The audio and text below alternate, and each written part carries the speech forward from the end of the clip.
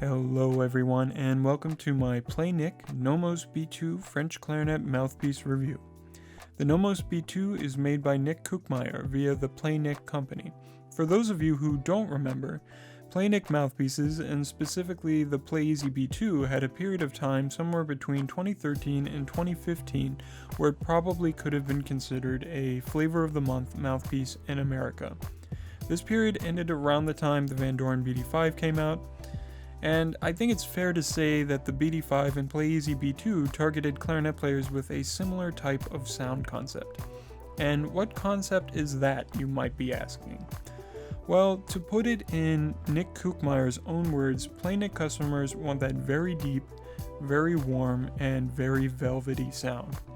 For those of you who think about these things in other terms, this is about as dark of a mouthpiece as you can find on the market. Many prominent German and Austrian players play these mouthpieces, among them Wenzel Fuchs and the Adenshammer brothers. For prominent Americans using this mouthpiece, look to none other than Anthony McGill, who I believe has used the Nommos B2 in the past, but lately appears to be playing on the Puccini Tosca model. Speaking of which, the Nommos B2 came out around 2018 as one of the successors to the PlayEasy B2. The B2 was split into two camps, the Puccini Tosca model, which was primarily designed to pair with cane reeds, and the Nommos B2, which was primarily designed to pair with synthetic reeds. That being said, both mouthpieces can use either style of reed with good results. Now, let's talk more specifically about the Nommos B2. So, quickly talking about the design, the Nommos B2 has a slightly more closed facing than its brother, the Puccini Tosca. You might be thinking, so perhaps the Nommos is a little less resistant, but it's actually the more resistant of the two mouthpieces. This is due to the actual tip width/size of the tip. Nick says it has a physically smaller tip, similar to the German tradition of mouthpiece making. Therefore, not as much air makes it through the mouthpiece. He compares it to two different sizes of straws. The smaller the straw, the more resistance or back pressure you are going to feel. The side rails on the Nommos B2 aren't especially thick. In fact, they are relatively narrow, especially as you get closer to the tip. While this is purely speculative, as I am not a mouthpiece maker or refacer, I imagine this is to counteract some of the inherent resistance in the mouthpiece and also to help give the reed a quicker response. It probably also helps ensure that the sound doesn't end up being too dark. Again, a lot of factors go into making a mouthpiece, so this is just a guess. Another thing that's immediately noticeable is the textured mouthpiece table. The table itself has a somewhat thick, slightly textured grain. I'm guessing this is to help synthetic reeds grip the table. However, I suppose it could be unrelated. So, we've already talked about the sound of this mouthpiece a little bit. It's deep, it's warm, and it's velvety.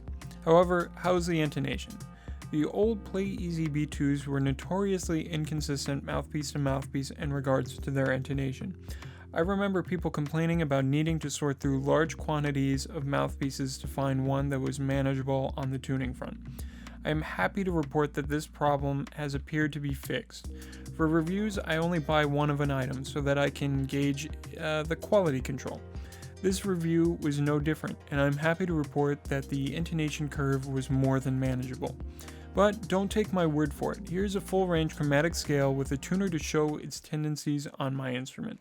I can't guarantee it will play the same for anyone else's setup, but it should hopefully at least give you an idea of its tendencies.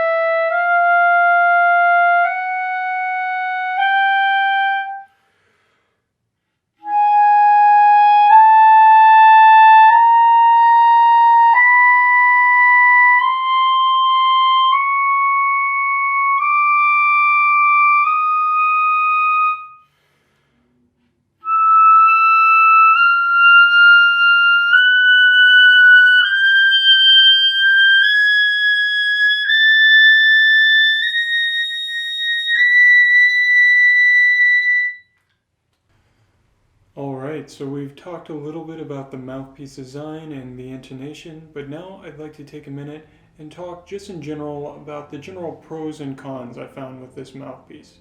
While I do this, always try and remember that equipment is a very personal choice. No two people have the same body, the same instrument, the same approach to playing the instrument. What may work for one person may not work at all for someone else, so take everything I say with a grain of salt. That being said, here are my experiences with this mouthpiece. So, to start things off on the pros side of things. This mouthpiece has an absolutely beautiful sound.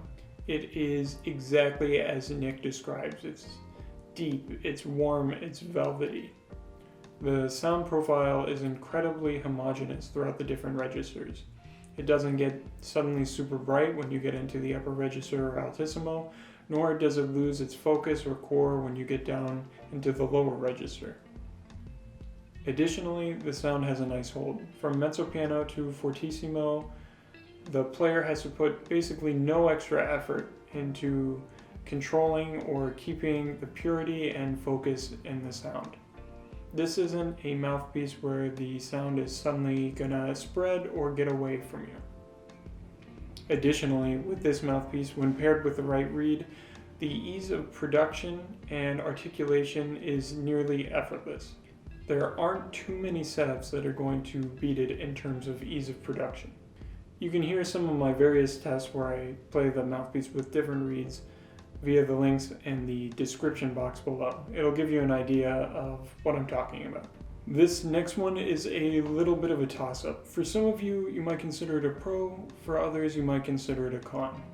For myself, when pairing a mouthpiece with classic reeds, I tend to play a little bit flat. I know with some people, when they've made this switch, they have managed to change their voicing or figure out a way to bring the pitch up without needing a shorter barrel or a mouthpiece pitch to 442.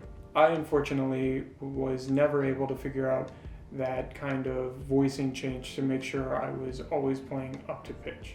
However, with this mouthpiece, it is definitely pitched, I believe, to accommodate classic reeds. I would guess that this mouthpiece is pitched at 442 or maybe even 443 naturally.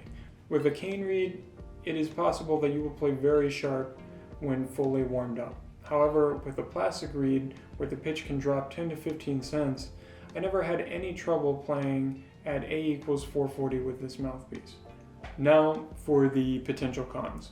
A few of you may have noticed earlier that I said the mouthpiece has a great hold from mezzo piano to fortissimo. For me, the mouthpiece played beautifully focused and pure, had a very pure sound between those two dynamics. For me personally, when dropping to piano and pianissimo with this mouthpiece, the mouthpiece had a natural tendency to want to lose focus and purity. This wasn't the end of the world. A more concentrated and faster airstream brought the core and focus right back into the sound. However, it was something I noted. For those of you who want a super easy piano to niente fade out that the clarinet is famous for, you're going to have to work a little bit harder for it with this mouthpiece. And on the other side of things, for those of you who like to have a huge impact on the ensemble you're playing in, you always want to be heard no matter what's going on, this mouthpiece probably isn't for you either. While I don't think it had any problem playing in fortissimo, it'll easily carry over any orchestra I can think of and any soloistic section where you might be playing. It's not one of those mouthpieces that's always going to be heard depending on how thick the texture of the ensemble is. I would say this mouthpiece is more of a mouthpiece geared towards blending rather than cutting through or soaring over an orchestra or band. And in regards to the sound, for those of you who like a lot of flexibility, a lot of alternative colors in your sound, this mouthpiece probably also isn't for you. While the sound is absolutely beautiful, completely pure, it doesn't have a massive amount of flexibility. So, who is this mouthpiece for? Well, if you're currently a Vandoren BD5 player and you want your sound to be even darker without sacrificing depth or core, well, this might be a mouthpiece worth checking out for you. Alternatively, if you've always liked the sound concept of a BD5 and mouthpieces like it, but have never managed to find a facing that works for you, well, maybe try checking this one out. It might work better. And finally, if you are just looking to get into a synthetic setup that works well and produces a beautiful sound, this might be the mouthpiece for you. It's definitely worth at least checking out. And with all that being said, that about wraps it up. If you want to hear more examples of me playing this mouthpiece, don't forget to check out the links in the description.